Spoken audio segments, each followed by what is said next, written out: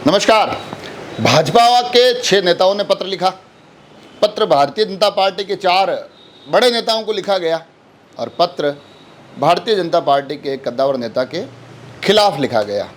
जी हाँ, अगर आपको लगता है कि इन दिनों लेटर लिखना, पत्र लिखना अब पुरानी बात हो गई है, तो ऐसा है नहीं। भावनाओं को दिखाने के लिए आज भी लेटर लिखे जाते हैं और अगर वो भावनाएं राजनीतिक हो तो लेटर पत्र बड़े ज़रूरी हो जाते हैं। तो मैं जिस पत्र की बात कर रहा हूँ, ये पत्र जुड़ा हुआ है भारतीय जनता पार्टी भीम से। भीम विधानसभा का ये पूरा पत्र का मामला है। एक लेटर बम वहाँ फूटा है और इस पत्र में 6 लोगों ने अपनी भावनाएं प्रदर्शित की है। पार्टी के वरिष्ठ नेताओं को पत्र लिखा गया है और पार्टी के क्षेत्रीय बड़े नेता के खिलाफ लिखा गया है। पत्र क्या है मैं पढ़ के सुनाऊंगा आपको।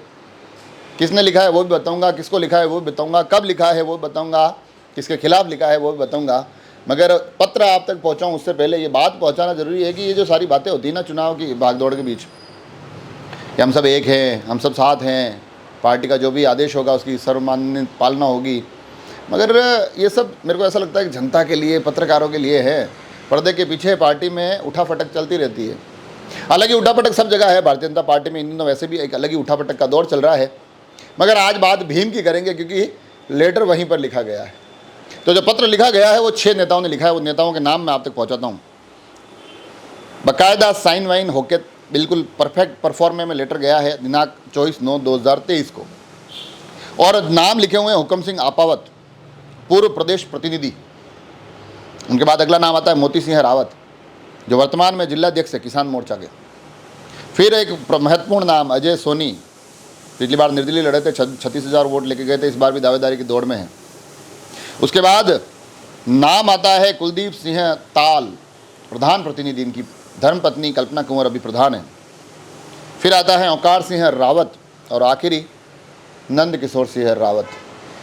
ये चेहरे दावेदारी की दौड़ में भी हैं और इन्होंने जो पत्र लिखा है, हालांकि मैंने पत्रकारिता की भाषा में अगर कहूँ तो इस पत्र की मैं पुष्टि नहीं करता हूँ, राजसमंद एक्सप्रेस इसकी पुष्टि नहीं करता है, मगर मैंने इन सब के फ़ोन करके ज़रूर पुष्टि की है। इनमें से अधिकांश लोगों को मैंने फ़ोन किया है और उनका कहना है कि हमने कोई सार्वजनिक रूप से नहीं लिखा है, हमने कोई मीडिया के सामने बातें नहीं कही है।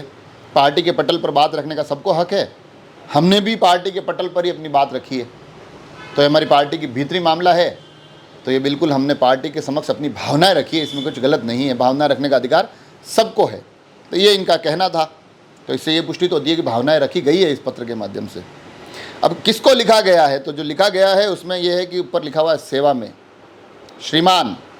पहला नाम होता है सीपी जोशी, प्रदेश अध्यक्ष राजस्थान भाजपा।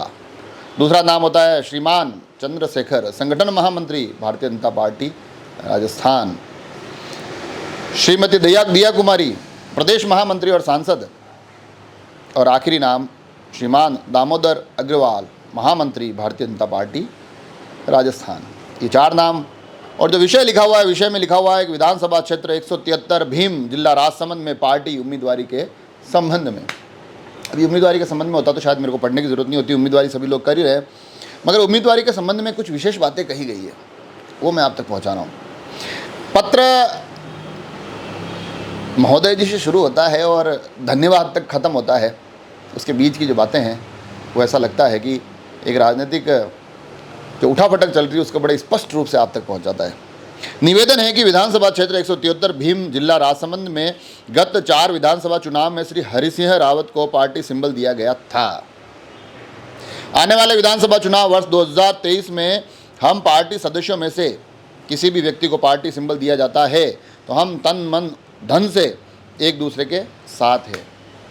बताया गया कि पहले हरि सिंह जी को देते रहे हैं, मैं 23 में हम में से मतलब ये जो 6 नाम मैंने आपको शुरू में बताए, जिसमें कि हुक्म सिंह, मोती सिंह, अजय सोनी, कुलदीप सिंह, ओंकार सिंह, नंद किशोर सिंह, हम में से किसी को दिया जाता है तो तन मन धन से पार्टी के और एक दूसरे के साथ हैं। वर्ष 2003 में भी सभी वरिष्ठ कार्यकर्ताओं व संघनिष्ठ कार्यकर्ताओं द्वारा हरि सिंह जी रावत के पक्ष में प्रचार कर उनको जिताया गया। लेकिन जीतने के बाद हरि सिंह रावत द्वारा वरिष्ठ भाजपा कार्यकर्ताओं एक संघनिष्ठ लोगों की पार्टी में उपेक्षा करते हुए अनदेखी की गई है। तो ये एक सीधा सीधा आरोप लगाया गया है। पूर्व विधायक हरि सिंह रावत की कार्यप्रणाली व व्यवहार आमजन व पार्टी पदाधिकारियों के प्रति सही नहीं है। पत्र में लिखी गई बातें हैं ये। हम इनके व्यवहार आचार विचार से संतुष्ट नहीं हैं। हम मतलब पुनः वही 6 लोग। हम पूर्व विधायक हरि सिंह रावत के साथ नहीं हैं। ये सबसे महत्वपूर्ण बात। हरि सिंह रावत भारतीय जनता पार्टी का भीम क्षेत्र का सबसे बड़ा चेहरा, 3 बार के विधायक, चौथी बार भी अच्छा खासा चुनाव लड़ा और पार्टी के 6 नेता बड़े स्पष्ट रूप से इस पत्र में अपनी भावनाएं प्रदर्शित करते हुए कह रहे हैं कि हम पूर्व विधायक हरि सिंह रावत के साथ नहीं हैं। हम में से किसी को भी पार्टी सिंबल दिया जाता है, हम एक दूसरे के विरुद्ध निर्दलीय चुनाव नहीं लड़ेंगे। कृपया करके हम में से किसी एक को पार्टी उम्मीदवार घोषित किया जाए। सादर धन्यवाद। बड़ी स्पष्ट बातें लिखी। हालांकि हरि सिंह जी से भी मैंने इनका पक्ष जाना है इस विषय पर, मगर बड़ी स्पष्ट तौर पे जो भावनाएं पार्टी तक पहुंचाई गई है उसमें अपनी दावेदारी के साथ साथ ज़्यादा बल इस पर दिया गया है कि हरि सिंह जी को ना दिया जाए। हम सब एक हैं बिना हरि सिंह जी के। ये इस पत्र का मोटा मोटा स्वरूप है।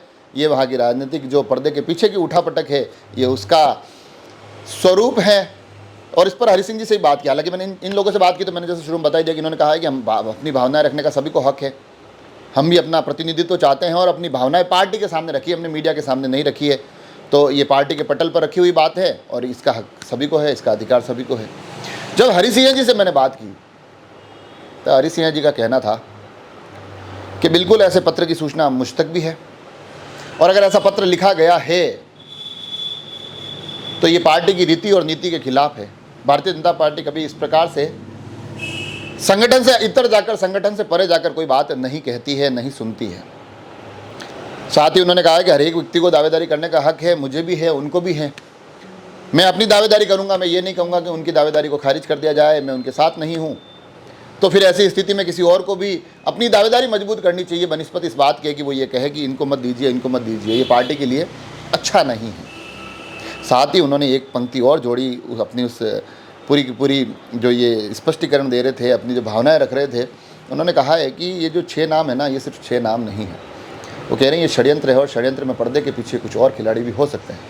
धीरे धीरे वो बता रहे हैं कि स्थितियाँ मैं भी स्पष्ट करूँगा, सही समय आने पर स्पष्ट करूँगा। मगर उनका कहना है कि बातें बड़ी है, जो जैसा दिखाई दे रहा है सब कुछ वैसा ही नहीं है। हालांकि हमने आप तक वो पहुंचाया जो दिखाई दे रहा था, जो पढ़ सके, और इन तमाम बातों के बीच में जो ना पढ़ सके वो आप और हम सभी जानते हैं।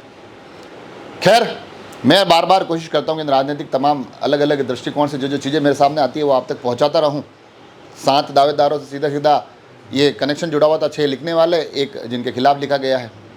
मगर राजसमंद एक्सप्रेस लगातार कोशिश कर रही है कि राजनीति के गलियारों की ये तमाम कसरत, कोशिश, कवायदे ये आप तक पहुंचाते रहें।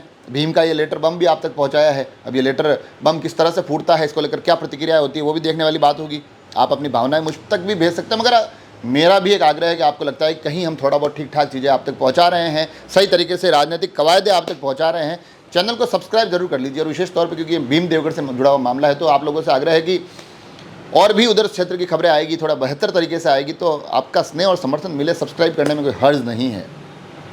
इस पत्र पर भी मेरे को पत्र लिखने की जरूरत नहीं है, इस पत्र पर भी अपने विचार आप कमेंट करके बता सकते हैं।